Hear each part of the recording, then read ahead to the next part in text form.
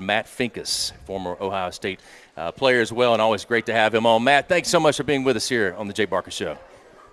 Anytime, guys. Good to talk to you guys. So Lars is still telling me that you sacked me. I still haven't found that play yet. Well, I mean, it was probably on a what is it, 8mm reel we played. That's right. 23 years ago or whatever it was. But I believe it did happen at some point in that Super Bowl game. Man, how you been? I mean, I've talked to you in a while, and man, there's so much going on up there in Ohio State. Are you surprised by all the news and the way it's being treated, or do you think it's been fair so far when it comes to Urban Meyer? I have been surprised a little. I shouldn't say surprised, but I mean, there's the national media bubble, and then there's the people here in Columbus. I'm surprised that not more facts are being reported. That it's more sensationalism of it. I've done a couple national shows. Whether it's CBS National Radio, and it's surprising to me the lack of actual facts of what transpired in the timeline of it. That I think is a disappointing thing of a lot of the fans here in Columbus, because I think going into this, when they announced the investigation, you've got your blindly loyal fans, but I think most of the people here said, hey, if Urban Meyer did something wrong as far as his reporting duties or tried to cover something up, then 100% he needs to be disciplined and he needs to be fired. But if he didn't do anything wrong in those aspects, then let's reinstate him and get him back to doing what he does as the football coach here.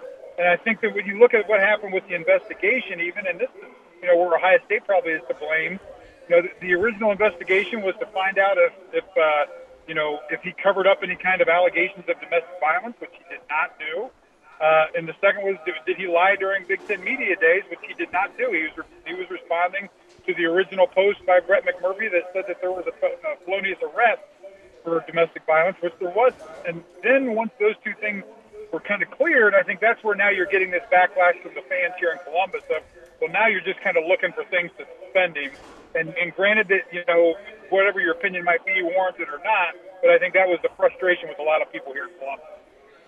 Former defensive lineman, Ohio State, Matt Finkes, joining us right now talking about the Urban Meyer situation. So from a national media side to the local side, the biggest issue, I guess maybe hit on a few of those, but in your mind, what's the one that's driving you crazy that you feel like they're missing out on that would really tell the entire story about this right now? I think the major story is what this thing was originally about was, was there domestic violence and was it covered up by Urban Meyer, Gene Smith, and the Ohio State administration? And that has been, widely disproven.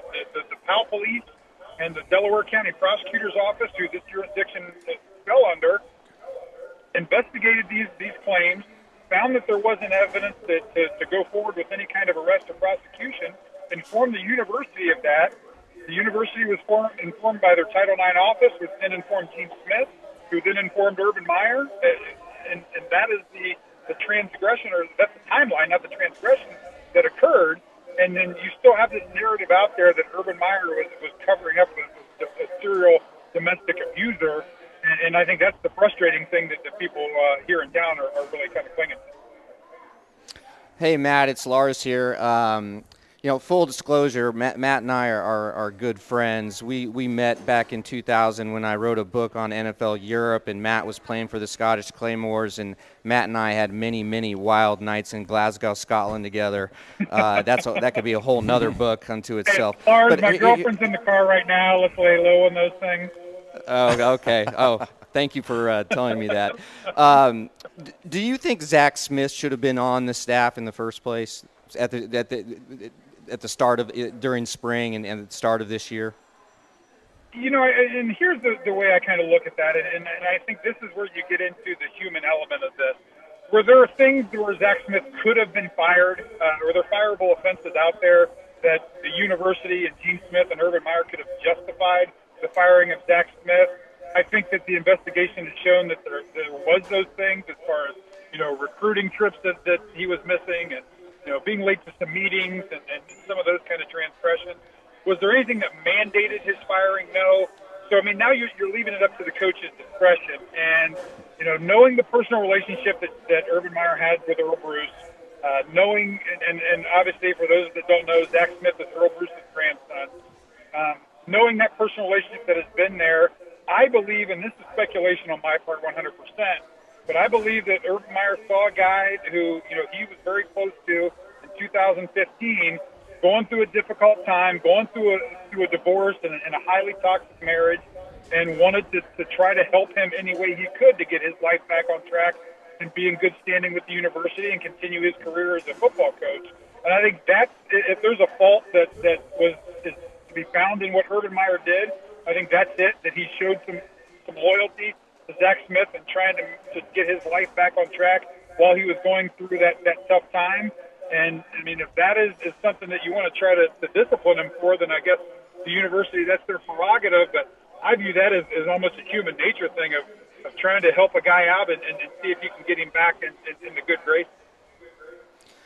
All right, I don't mean to be an attack dog here, but just how do you think Urban Meyer handled the press conference well when he didn't mention Shelley's name? I'm sorry, Zach's wife. Zach's Court. Yeah, didn't mention Courtney's name, and then they also they kind of had to issue an apology for the lack of an apology. Yeah, I mean, and being kind of close to the situation, I know Urban was absolutely furious at that press conference. He had fought for 10 hours that day. He didn't believe that he deserved any suspension, that the suspension that he had been serving for the past 3 weeks of being away from his team was enough. He was willing to submit to a fine as well. So I think that what you saw there is a guy who'd been fighting for 10 hours and had kind of lost that battle a little bit, visibly frustrated. And, I mean, let's be honest, Urban's not the best with the media. He's not. He doesn't have a good relationship with them. He's pretty candid with that. And could he have handled that situation better? Sure. Could he have handled Big Ten Media Days better? Absolutely. He could have just said, I'm not going to comment on the personal life of Zach Smith right now. We'll have a statement for you at some other time once we gather some more facts. So I'm not going to sit here and try to, defend Urban Meyer and his reaction to the media, because I think we all know that that's not his forte. But, as far as what he, needing to apologize to Courtney Smith, I don't know what their relationship was. I mean, I don't know what their interactions were. If he felt that he didn't need to apologize to her, I'm sure he had a good reason for it. But obviously, the pressure he was getting from the national media after that press conference led him to have to do that. And can you give us any background that you know of, any insight into what transpired last night? Just Ohio State naming Tom Herman as the assistant coach who went to the strip club with Zach Smith in 2014. Well, I think that information has been out there for a couple weeks. There's a writer who's covered Ohio State, actually covered I think Florida State before that. He's down in Florida now. Admittedly, he's an alumni that actually broke that story, I think, about 2.5 weeks ago. It didn't get a lot of traction nationally at the time because it was also it linked Tom Herman and Michelle Herman to making a $10,000 payment to Courtney Smith to cover her legal fees, something that Tom Herman denied, and then Michelle Herman actually admitted to later on. But, I can't explain why that didn't come out 2 weeks ago.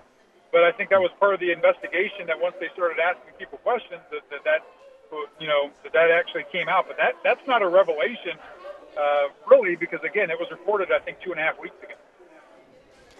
And where does the story go from here? This has just been a bizarre few weeks, and you're living in the middle of this hurricane. Where do you think it goes from here? Well, that's the real question. I think really Ohio State and the PR department did itself a huge disservice by, no matter how you felt about it, and the board was firmly in the stance of they wanted to reinstate Urban Meyer immediately.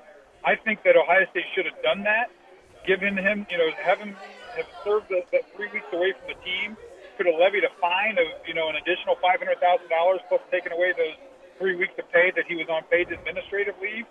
And then from a PR standpoint, you're dealing with this from that news conference Wednesday night till probably Sunday morning. Because once college football season starts, that storyline's going to go away. We all know that. We have short attention spans. Once the season gets going, the Michigan-Notre Dame game is going to be on.